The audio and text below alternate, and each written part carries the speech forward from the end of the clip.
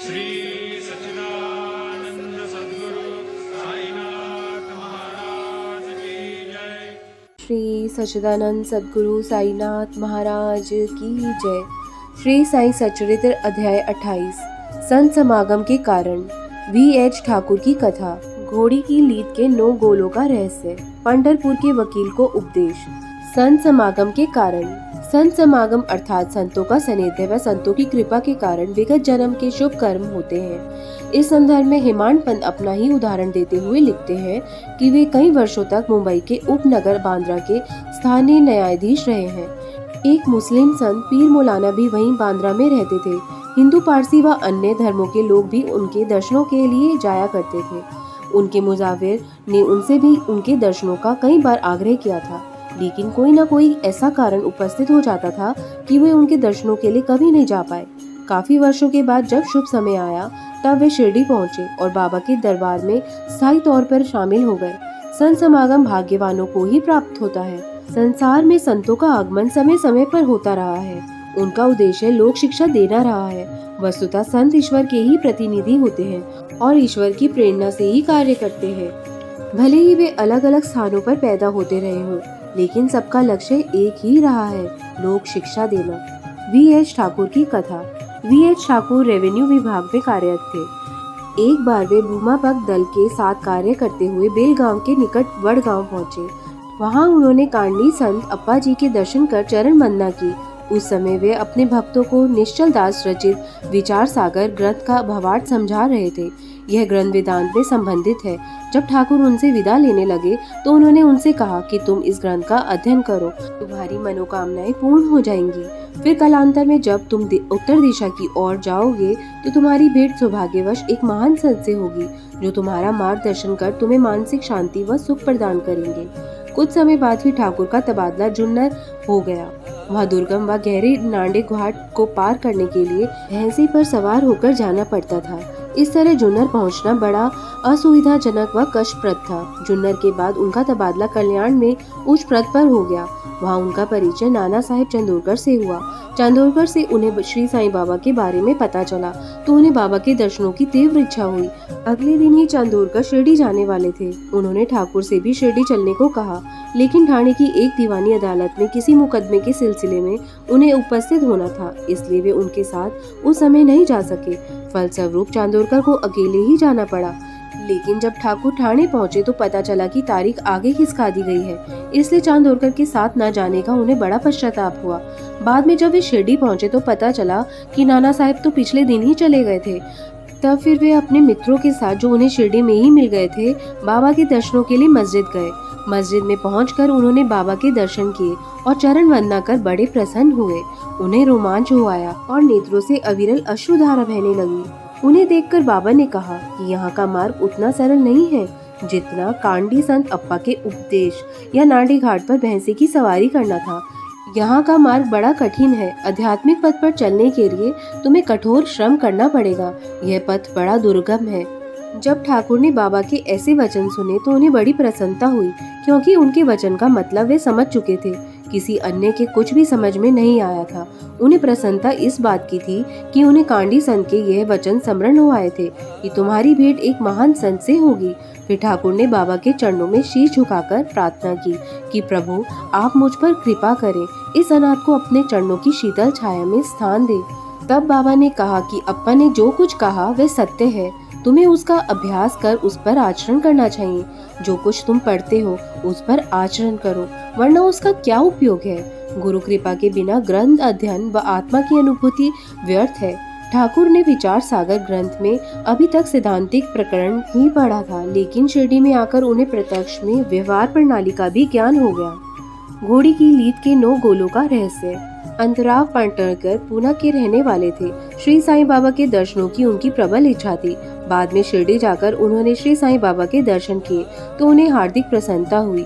उन्होंने बाबा के चरण स्पर्श कर यथा योग्य पूजन किया और बोले कि प्रभु, मैंने वेद, वेदांत, उपनिषद, पुराण आदि का काफी अध्ययन किया है और सुना भी है, लेकिन मुझे शांति नहीं मिली।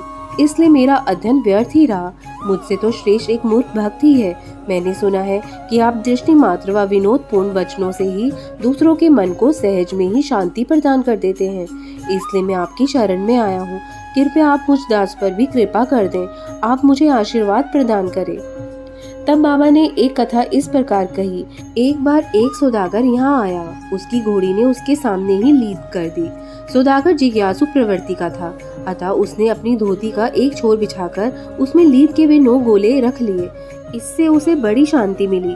पाटणकर इस कथा का मर्म नहीं समझ पाए, इसलिए उन्होंने गणेश दामोदकर, जिनका उपनाम लाला कैलकर था, उसे कथा का अर्थ समझाने का निवेदन किया। कैलकर बोले कि बाबा जो कुछ भी कहते हैं उसका ठीक से अर्थ मैं भी नहीं समझ पाता हूँ। फिर भी उन्होंने जो कुछ कहा और जितना मैं समझ पाया हूँ वह तुम्हें भी बताता हूँ। वे बोले कि घोड़ी का अर्थ है ईश्वर की कृपा, 9 गोलों का अर्थ है नवदा भक्ति। नवदा भक्ति ये है: श्रवण, कीर्तन, नाम स्मरण, पाद सेवन, अर्चन, वंदन, दास्य, संयम व आत्मनिवेदन। भक्ति के यही 9 प्रकार हैं। उपरोक्त 9 भक्तियों में से एक को भी सही रूप से अपनाया जाए तो भगवान विष्णु अति प्रसन्न होकर भक्त के घट में प्रकट हो जाते हैं। जब तक भक्ति न हो तब तक जप, तप, योग, वेद पुराणों का पढ़ना पढ़ाना सब व्यर्थ है। ब्रह्मा ज्ञानी का यश भी भक्ति के बिना व्यर्थ है। इसलिए पूर्ण भक्ति की आवश्यकता है। स्वयं सौदागर की तरह समझकर उत्सुकता पूर्वक सत्य को खोज कर नवदा भक्ति को पा जाओ, तभी चित्त स्थिर होकर मानसिक शांति मिलेगी। अगले दिन जब पाटणकर बाबा को प्रणाम करने गए तो उनसे बाबा ने प्रश्न किया कि क्या तुमने लीद के 9 गोले एकत्र कर लिए? तब पाटणकर ने कहा कि बाबा, मैं तो निराश्रित हूँ, आपकी कृपा के बिना ये कार्य कैसे संभव हो सकता है? फिर बाबा ने उन्हें आशीर्वाद देते हुए संतावना दी कि तुम्हें सुख शांति मिल जाएगी।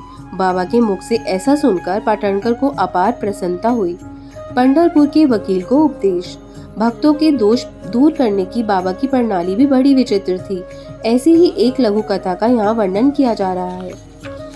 एक बार की बात है कि पंढरपुर के एक वकील शिरडी में पधारे। उन्होंने बाबा के दर्शन कर प्रणाम किया, फिर कुछ दक्षिणा भेंट करके एक कोने में बैठकर वार्तालाप सुनने लगे। बाबा ने उनकी ओर देखते हुए कहा कि लोग कितने धूर्त हैं कि यहाँ आकर तो चरणों में गिरते हैं और दक्षिणा भी देते हैं, लेकिन पीठ पीछे कटु वचन निकालते रहते हैं। कितनी आश्चर्यजनक बात है। बाबा का कथन वकील पर सटीक बैठता था। मन ही मन उन्होंने बाबा के इस कथन को स्वीकार भी किया, लेकिन वहाँ उपस्थित अन्य किसी को भी ये बात समझ में नहीं आई। वकील महोदय सिर झुकाकर बैठे रहे। बाद में वाड़े लौटकर उन्होंने ये बात काका साहिब दीक्षित को बताई और बोले कि ये एक तरह से बाबा की मेरे लिए चेतावनी ही थी कि मैं किसी की निंदा ना करूं। फिर उन्होंने काका साहिब को पूरा वाक्य बताते हुए कहा कि एक बार जब उप न्यायाधीश नूलकर स्वास्थ्य लाभ के लिए शिरडी पधारे, तब उनके विषय में ही बार रूम में चर्चा चल रही थी कि उप न्यायाधीश जिस रोग से पीड़ित है वह रोग बिना औषधि लिए ही क्या श्री साईं बाबा की शरण ग्रहण करने से ठीक हो जाएगा? क्या नूलकर जैसे शिक्षित विद्वान व्यक्ति को ऐसी बातों में रुचि लेना शोभा देता है? उस समय नूलकर व श्री साईं बाबा का उपहास किया जा रहा था। उस चर्चा में मैंने भी भाग लिया था। आज संवता श्री साईं बाबा ने मेरे उसी घिनौने आचरण पर प्रकाश डाला है। उस समय का वह उपहास आज मेरे लिए एक प्रकार से उपदेश ही है कि मुझे किसी की ना तो निंदा करनी चाहिए और ना ही किसी के कार्यों में बाधा डालनी चाहिए। इस घटना से बाबा की दिव्यता, विलक्षण दूरदृष्टि का पता चलता है, क्योंकि शिरडी व पंढरपुर में 300 मील का फासला था।